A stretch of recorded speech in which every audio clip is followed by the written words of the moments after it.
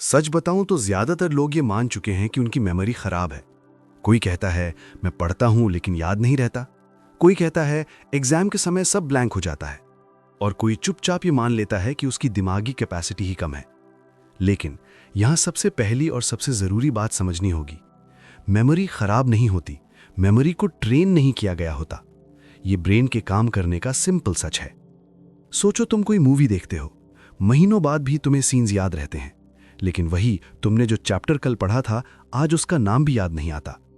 अब सवाल ये नहीं है कि मूवी क्यों याद रहती है और बुक क्यों नहीं।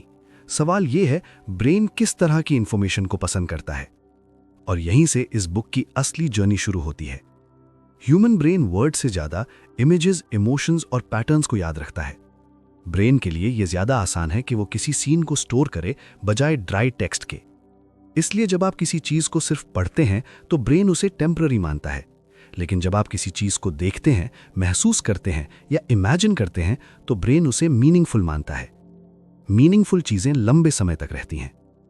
फोटोग्राफिक मेमोरी का सही मतलब। ये बुक ये क्लेम नहीं करती कि आप एक बार देखकर पूरी किताब याद कर लेंगे। ये बुक ये सिखाती है कि आप इंफॉर्मेशन को फोटो की तरह प्रोसेस कैसे करें। मतलब वर्ड्स को पिक्चर्स में बदलना, फैक्ट्स को सीन्स में बदलना, इंफॉर्मेशन को बोरिंग से इंटरेस्टिंग बनाना। जब ऐसा होता है तो याद रखना स्ट्रगल नहीं रहता। यहां प्रॉब्लम एफर्ट नहीं है। बहुत लोग सोचते हैं कि उन्हें ज्यादा मेहनत करनी चाहिए। वे कहते हैं मैं और बार पढ़ूंगा, मैं और रिवाइज करूंगा। लेकिन अगर तरीका वही रहेगा तो रिजल्ट भी वही रहेगा। ये ठीक वैसा ही है जैसे कोई इंसान गलत रास्ते पर तेज भाग रहा हो। स्पीड बढ़ाने से डायरेक्शन सही नहीं होती। Why repetition alone fails. बार बार पढ़ना शॉर्ट टर्म फेमिलियरिटी देता है, लॉन्ग टर्म मेमोरी नहीं। इसलिए एग्जाम के बाद सब कुछ फेड हो जाता है। ब्रेन कहता है ये इंफॉर्मेशन टेम्पररी थी, इसका कोई इमोशनल या विजुअल वैल्यू नहीं था। और ब्रेन बिल्कुल सही होता है। स्कूल में तुमने कभी नोटिस किया होगा, कुछ टीचर्स की बातें आज भी याद हैं, लेकिन कुछ सब्जेक्ट्स कितना भी पढ़ लो कुछ नहीं टिकता। डिफरेंस सब्जेक्ट का नहीं था, डिफरेंस डिलीवरी का था। जहां स्टोरी थी वहां मेमोरी बनी, जहां सिर्फ डेटा था वहां भूलना नेचुरल था। मेमोरी कोई गिफ्ट नहीं है जो किसी के पास हो और किसी के पास ना हो। मेमोरी मसल की तरह है। अगर मसल को सही तरीके से यूज किया जाए तो वो स्ट्रांग होती है। अगर मसल को गलत तरीके से यूज किया जाए तो थकान आती है, स्ट्रेंथ नहीं। इस बुक का फोकस मसल को ट्रेन करने पर है, ना कि खुद को ब्लेम करने पर। फोटोग्राफिक मेमोरी वर्सेस रट्टा। रट्टा लर्निंग ब्रेन को ओवरलोड करती है। फोटोग्राफिक मेमोरी टेक्निक्स ब्रेन को एंगेज करती हैं। रट्टा में ब्रेन कहता है बस पकड़ कर रखो। फोटोग्राफिक अप्रोच में ब्रेन कहता है ओह ये इंटरेस्टिंग है। इंटरेस्ट मेमोरी का सबसे बड़ा फ्यूल है। ये सिर्फ एग्जाम्स की बात नहीं है, लाइफ में भी हम वही चीजें याद रखते हैं जो हमें इंपैक्ट करती हैं। किसी का एक सेंटेंस सालों तक याद रह जाता है। क्यों? क्योंकि उस मोमेंट में इमोशन जुड़ा होता है। इस बुक का काम इंफॉर्मेशन में इमोशन जोड़ना है। सबसे बड़ा मिथ यह है कि मेमोरी बॉर्न टैलेंट है। यह बुक क्लियर करती है कि मेमोरी ट्रेन्ड स्किल है, और स्किल का मतलब है जो सीखी जा सकती है। एज मैटर नहीं करता, बैकग्राउंड मैटर नहीं करता, मेथड मैटर करता है। आप इसलिए नहीं भूलते क्योंकि आप वीक हैं, आप इसलिए भूलते हैं क्योंकि आप ब्रेन को उसकी लैंग्वेज में बात नहीं कर रहे। ब्रेन की लैंग्वेज है इमेजेस, स्टोरीज, इमोशंस, एसोसिएशंस। और यही लैंग्वेज आगे इस वीडियो में स्टेप बाय स्टेप सीखेंगे। अब एक और इंपॉर्टेंट सच सामने आता है। कोई भी टेक्निक तब तक काम नहीं करती जब तक फोकस और अटेंशन सही ना हो। मेमोरी की एंट्री गेट यही है। कभी ऐसा हुआ है कि तुमने पूरा पेज पढ़ लिया, लेकिन आखिर में खुद से पूछा मैंने अभी पढ़ा क्या था? ये इंटेलिजेंस की प्रॉब्लम नहीं है, ये मेमोरी की प्रॉब्लम भी नहीं है, ये अटेंशन की प्रॉब्लम है। ब्रेन हर सेकंड डिसाइड करता है कि किस इंफॉर्मेशन को अंदर आने देना है और किसे इग्नोर करना है। अगर ब्रेन को लगता है कि इंफॉर्मेशन इंपॉर्टेंट नहीं है तो वो उसे सरफेस लेवल पर छोड़ देता है। सरफेस लेवल इंफॉर्मेशन ज्यादा देर नहीं टिकती। Why distracted brain forgets fast. जब तुम पढ़ते समय फोन पास में हो, नोटिफिकेशंस आ रही हो या दिमाग ऑलरेडी ओवरलोडेड हो तो ब्रेन सेफ मोड में चला जाता है। सेफ मोड में ब्रेन बस इतना करता है कि इंफॉर्मेशन को स्कैन कर ले। स्कैन की हुई चीज स्टोर नहीं होती। आज ज्यादातर लोग कहते हैं मेरी मेमोरी वीक हो गई है, लेकिन सच ये है कि उनकी मेमोरी वीक नहीं हुई, उनका अटेंशन फ्रैगमेंटेड हो गया है। हर 30-40 सेकंड्स में अटेंशन ब्रेक होती है। ऐसे में मेमोरी बिल्ड होना पॉसिबल ही नहीं है। लोग सोचते हैं कि ज़्यादा समय पढ़ने से मेमोरी इंप्रूव हो जाएगी, लेकिन ब्रेन टाइम नहीं गिनता, ब्रेन क्वालिटी ऑफ अटेंशन गिनता है। 5 मिनट का डीप अटेंशन 30 मिनट के डिस्ट्रैक्टेड रीडिंग से ज़्यादा पावरफुल होता है। फोटोग्राफिक मेमोरी और फोकस का रिश्ता।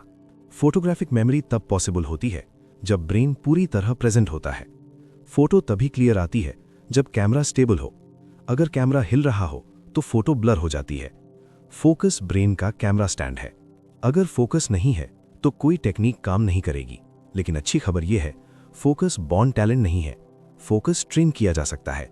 और यही इस बुक का नेक्स्ट स्टेप है, how reading style kills memory. ज्यादातर लोग पढ़ते हैं जैसे रेस चल रही हो। वे लाइन से लाइन जंप करते हैं, वे पैराग्राफ खत्म करने की जल्दी में रहते हैं। ब्रेन को यह सिग्नल मिलता है कि यह बस फिनिश करने की चीज है। फिनिश मोड में ब्रेन स्टोर नहीं करता, ब्रेन इवेंट्स याद रखता है, टास्क्स नहीं। अगर रीडिंग सिर्फ टास्क है तो मेमोरी वीक होगी। अगर रीडिंग इवेंट बन गई तो मेमोरी स्ट्रांग होगी। इवेंट मतलब क्यूरियोसिटी, इन्वॉल्वमेंट, एक्सपेक्टेशन। जहां अटेंशन जाता है मेमोरी वहीं बनती है। अटेंशन इंप्रूव करने का पहला स्टेप, सबसे पहले यह मानना पड़ेगा कि मल्टीटास्किंग एक इल्यूजन है। ब्रेन एक समय में एक ही चीज को प्रॉपर्ली प्रोसेस कर सकता है। जब आप पढ़ रहे हैं तो आप पढ़ रहे हैं, बाकी सब बाद में। अगर तुम सिर्फ इतना कर लो कि फोन को फिजिकल डिस्टेंस पर रखो, नोटिफिकेशंस को टेम्परेरीली म्यूट करो और पढ़ते समय खुद से सवाल पूछो, तो मेमोरी ऑटोमेटिकली इंप्रूव होने लगेगी। ये मैजिक नहीं है, ये न्यूरोसाइंस है। क्यूरियोसिटी मेमोरी का secret fuel. Brain curious state में इंफॉर्मेशन को ट्रेजर समझता है। इसलिए जब भी आप पढ़ें खुद से पूछें, ये क्यों है, ये कैसे काम करता है, ये रियल लाइफ में कहां दिखता है। क्वेश्चन मेमोरी को लॉक कर देता है। Why passive reading fails. Passive reading में आप सिर्फ वर्ड्स देख रहे होते हैं, एक्टिव रीडिंग में आप वर्ड्स के साथ इंटरैक्शन कर रहे होते हैं। फोटोग्राफिक मेमोरी इंटरैक्शन से बनती है, ऑब्जर्वेशन से नहीं। बहुत लोग सीधे टेक्निक्स ढूंढते हैं, लेकिन बिना अटेंशन टेक्निक एम्प्टी टूल है। ये वैसा ही है जैसे बिना इलेक्ट्रिसिटी बेस्ट मशीन भी बेकार हो। अटेंशन मेमोरी की इलेक्ट्रिसिटी है। मेमोरी इंप्रूव करने से पहले अटेंशन इंप्रूव करनी पड़ती है। ब्रेन वही याद रखता है जिस पर वो सच में रुका हो। अगर फोकस वीक है तो मेमोरी वीक लगेगी, और अगर फोकस स्ट्रांग हुआ तो मेमोरी सरप्राइज करेगी। ब्रेन इंफॉर्मेशन को स्टोर कैसे करता है? यहीं से विजुअलाइजेशन की पावर शुरू होती है। सोचो, अगर मैं तुमसे पूछूं, तुम्हारे घर का मेन गेट कैसा दिखता है, तुम डिटेल में बता दोगे, रंग, शेप, साइज सब। लेकिन अगर मैं पूछूं कि कल पढ़े हुए पेज का पहला पैराग्राफ क्या था, यहां हेजिटेशन आएगा। रीजन इंटेलिजेंस नहीं है, रीजन ये है कि एक चीज इमेज थी, दूसरी सिर्फ वर्ड्स थे। ह्यूमन ब्रेन वर्ड्स में नहीं सोचता, ब्रेन सीन्स में सोचता है। वर्ड्स ब्रेन के लिए सिंबल्स होते हैं, इमेजेस ब्रेन के लिए रियलिटी होते हैं। इसलिए जो चीज इमेज बन जाती है वो लॉन्ग टर्म मेमोरी में चली जाती है। फोटोग्राफिक मेमोरी का कोर यही है। फोटोग्राफिक मेमोरी का मतलब कैमरा आई नहीं है। फोटोग्राफिक मेमोरी का मतलब है इंफॉर्मेशन को फोटो की तरह प्रोसेस करना। जब ब्रेन किसी इंफॉर्मेशन को सीन की तरह देख लेता है तो वो उसे भूलना नहीं चाहता। मूवी में कोई बोलता है, हंसता है, गुस्सा करता है, इसलिए सीन याद रहता है। टेक्स्ट बुक में सिर्फ डेफिनेशन होती है, कोई मूवमेंट नहीं, कोई कलर नहीं, कोई इमोशन नहीं। ब्रेन नेचुरली मूवी को प्रेफर करता है। जब आप विजुअलाइज करते हैं तो ब्रेन का वही हिस्सा एक्टिवेट होता है जो रियल देखने में एक्टिवेट होता है।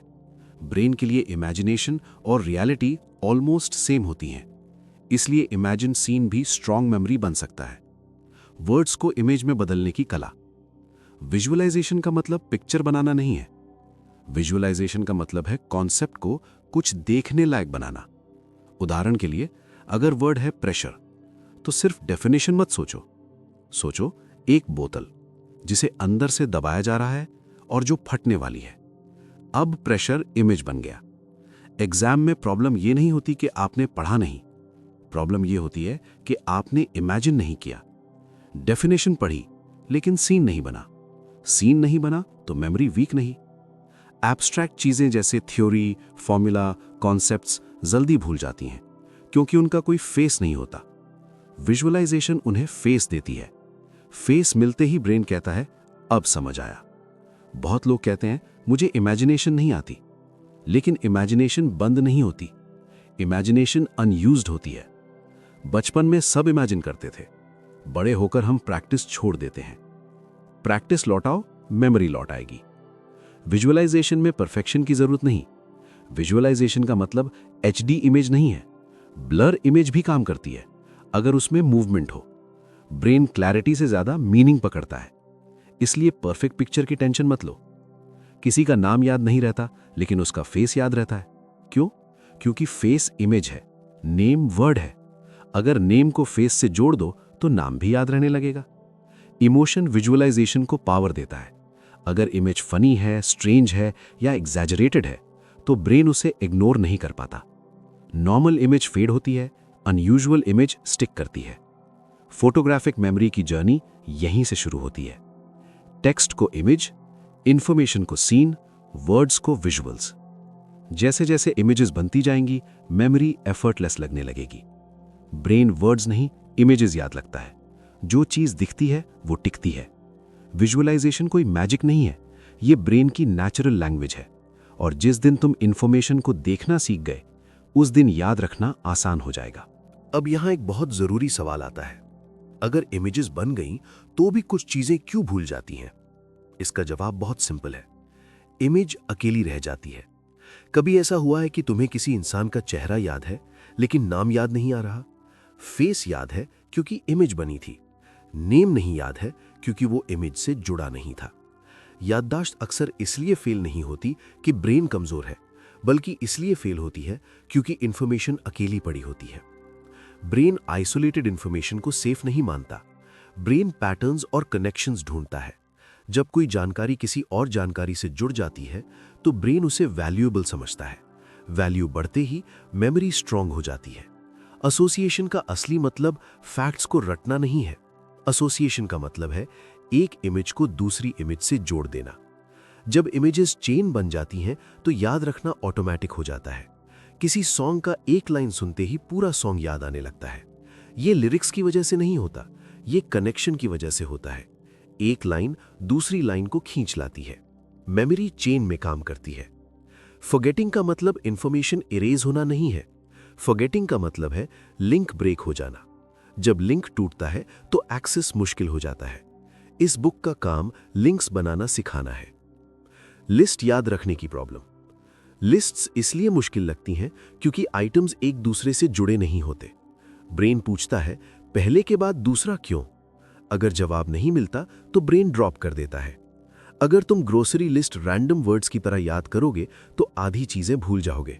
लेकिन अगर तुम इमेजिन करो पहले दरवाजे पर दूध गिरा हुआ है, फिर दूध से फिसलकर अंडे टूट गए हैं, फिर अंडों से निकलता तेल फैल गया है, तो लिस्ट अपने आप याद रहेगी। ये एसोसिएशन है। नॉर्मल चीजें फेड हो जाती हैं, वियर्ड चीजें स्टिक करती हैं। ब्रेन अनयूजुअल चीजों को प्रायोरिटी देता है। इसलिए जितनी इमेज थोड़ी स्ट्रेंज या फनी होगी, मेमोरी उतनी स्ट्रांग बनेगी। एसोसिएशन में लॉजिक ढूंढने की जरूरत नहीं है। ब्रेन लॉजिक से नहीं, कनेक्शन से काम करता है। अगर इमेज तुम्हें समझ आ रही है तो वही काफी है। एसोसिएशन चैप्टर्स में कैसे मदद करता है? चैप्टर के टॉपिक्स अक्सर डिस्कनेक्टेड लगते हैं, लेकिन जब तुम हर टॉपिक को एक मेंटल सीन में रख देते हो तो चैप्टर एक स्टोरी बन जाता है। स्टोरी याद रहती है, पेजेस नहीं। एग्जाम में स्ट्रेस इसलिए बढ़ता है क्योंकि ब्रेन को पता होता है कि इंफॉर्मेशन बिखरी हुई है। जब इंफॉर्मेशन कनेक्टेड होती है, कॉन्फिडेंस अपने आप आ जाता है। मेमोरी सिर्फ स्टोर करने की चीज नहीं है, मेमोरी रिट्रीव करने की चीज है। एसोसिएशन रिट्रीवल को आसान बनाता है। एक इमेज ट्रिगर बनती है और बाकी सब खिंचकर आ जाता है। Long term memory extra repetition से नहीं बनती। Long term memory strong connection से बनती है। जब एक चीज दूसरी चीज को बुला सके तो भूलना मुश्किल हो जाता है। यादों को अकेला मत छोड़ो, उन्हें जोड़ दो। ब्रेन चेन में सोचता है, पॉइंट्स में नहीं। जिस दिन इंफॉर्मेशन स्टोरी बन गई, उस दिन मेमोरी एफर्टलेस हो जाएगी।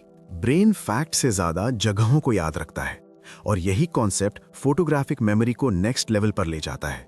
सोचो, क्या तुम्हें अपने घर का रास्ता याद है? बचपन का स्कूल, पहली बार गया हुआ कोई मंदिर या मॉल? तुमने इन्हें रटा नहीं था, फिर भी ये डिटेल में याद है। अब सवाल ये है, अगर ब्रेन जगहें इतनी अच्छे से याद रखता है तो हम मेमोरी के लिए उनका यूज क्यों ना करें? ह्यूमन ब्रेन एवोल्यूशन के दौरान जगहों को याद रखने के लिए डेवलप हुआ है, क्योंकि सर्वाइवल के लिए यह जरूरी था कि इंसान रास्ते, ठिकाने और सेफ प्लेसेस याद रखे। इसलिए ब्रेन में स्पेस बेस्ड मेमोरी बहुत स्ट्रांग होती है। इस बुक का एक बड़ा आइडिया यही है, इंफॉर्मेशन को स्पेस में रख दो। लोकेशन मेमोरी का असली मतलब, लोकेशन मेमोरी का मतलब ये नहीं है कि तुम सच में कहीं जाओ। लोकेशन मेमोरी का मतलब है अपने दिमाग में फेमिलियर जगहों का इस्तेमाल करना। जगह जितनी फेमिलियर होगी, मेमोरी उतनी स्टेबल होगी। जब कोई कहता है चाबी कहाँ रखी थी, तो अक्सर जवाब होता है याद नहीं, लेकिन मैं वहीं ढूंढूंगा जहां रोज रखता हूं। क्यों? क्योंकि लोकेशन ब्रेन में रजिस्टर है।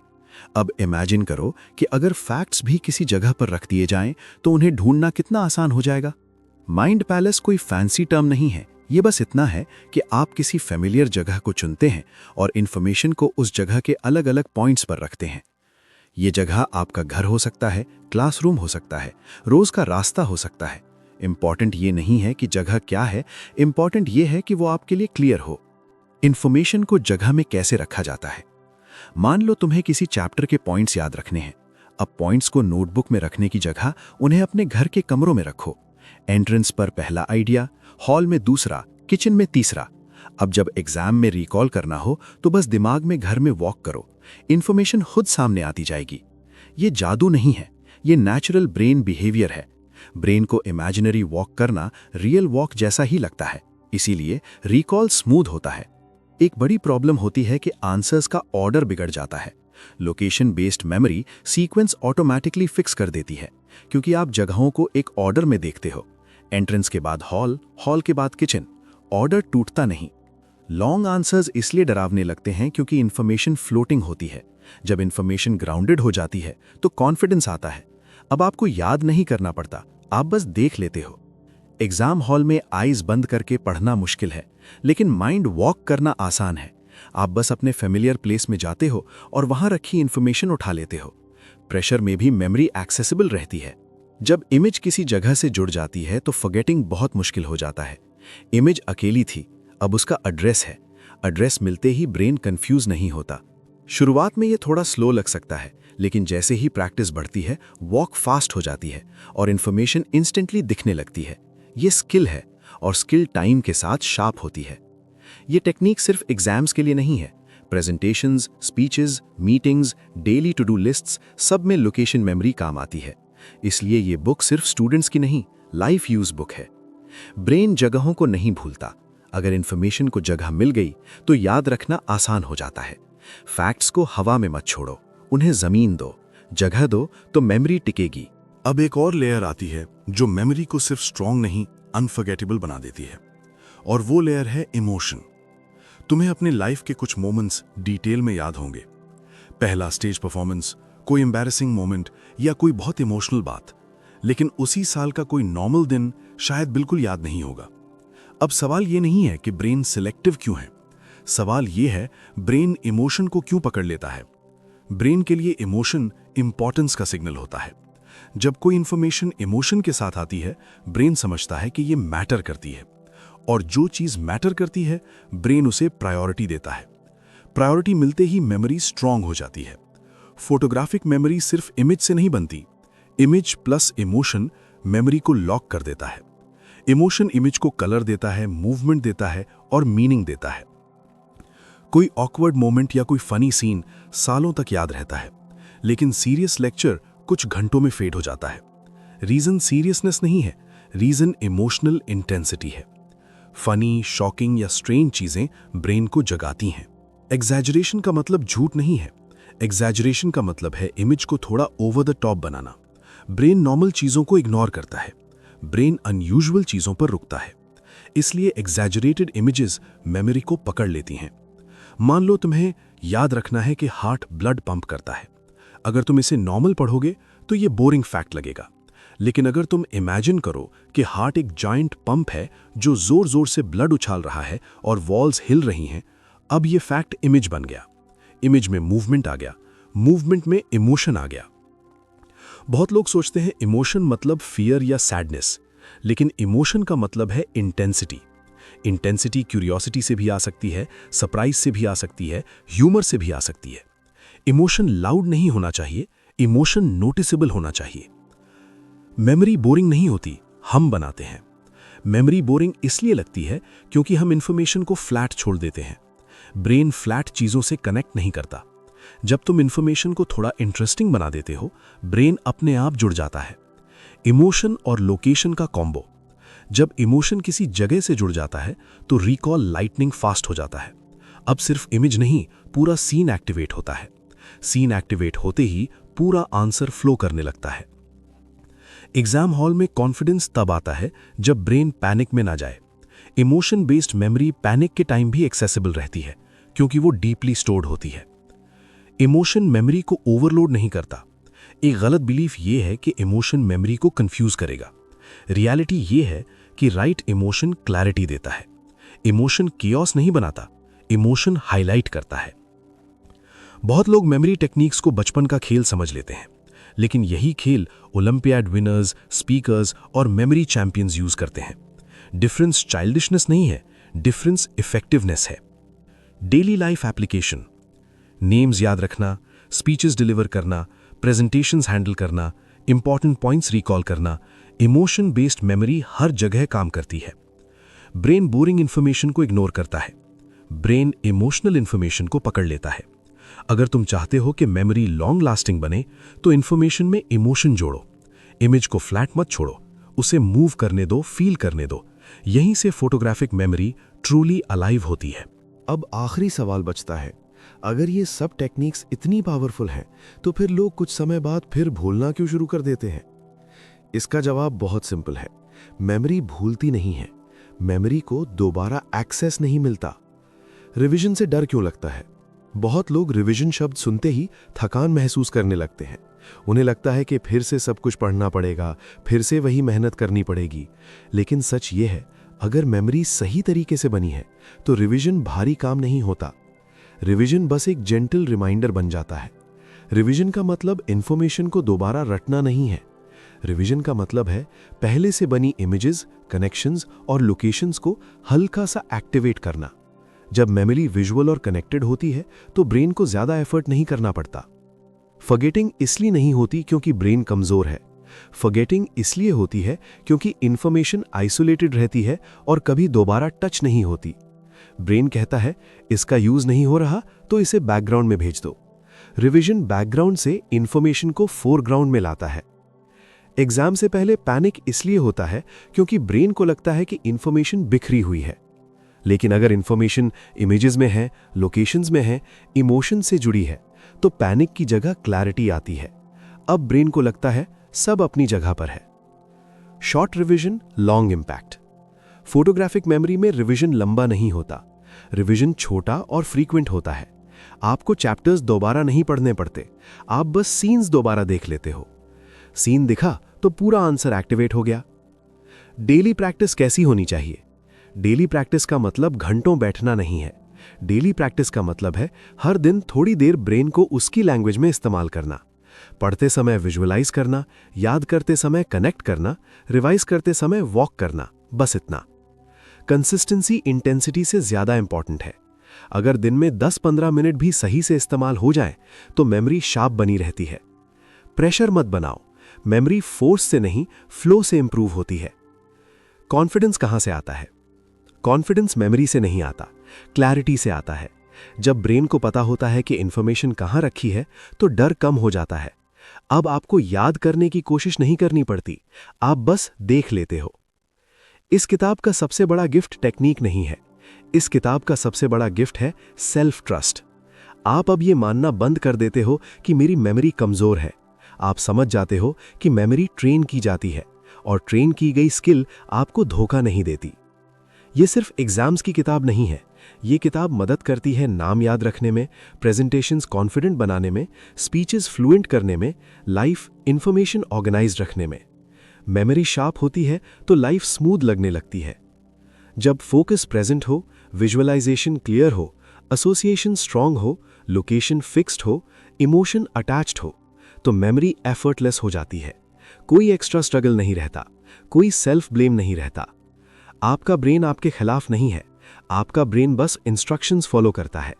जब इंस्ट्रक्शंस बोरिंग होती हैं तो ब्रेन इग्नोर करता है। जब इंस्ट्रक्शंस विजुअल, कनेक्टेड और मीनिंगफुल होती हैं तो ब्रेन याद रखता है। फोटोग्राफिक मेमोरी कोई मैजिक नहीं है, फोटोग्राफिक मेमोरी कोई शॉर्टकट नहीं है। फोटोग्राफिक मेमोरी ब्रेन को उसकी भाषा में समझने का तरीका है। जिस दिन आप वर्ड से आगे देखकर सीन्स बनाना सीख गए, उस दिन मेमोरी आपकी स्ट्रेंथ बन जाएगी। अगर तुम्हें लगा कि मेमोरी इंप्रूव करने में प्रॉब्लम टेक्निक की नहीं, माइंडसेट की भी है, तो एंड स्क्रीन पर जो वीडियो दिख रही है, the practicing mind book summary, वो एग्जैक्टली वहीं से शुरू होती है जहां ये वीडियो खत्म होती है। वो बुक ये सिखाती है कि फोकस कैसे बिल्ड किया जाता है, प्रोसेस से डर कैसे निकलता है और प्रैक्टिस को प्रेशर की जगह पीस कैसे बनाया जाता है। अगर तुम सच में कंसिस्टेंट बनना चाहते हो, सिर्फ इंस्पायर्ड नहीं, एक्चुअली डिसिप्लिन्ड, तो नेक्स्ट वीडियो वहीं है, मैं वहीं मिलूंगा। सीखते रहिए, बढ़ते रहिए। धन्यवाद।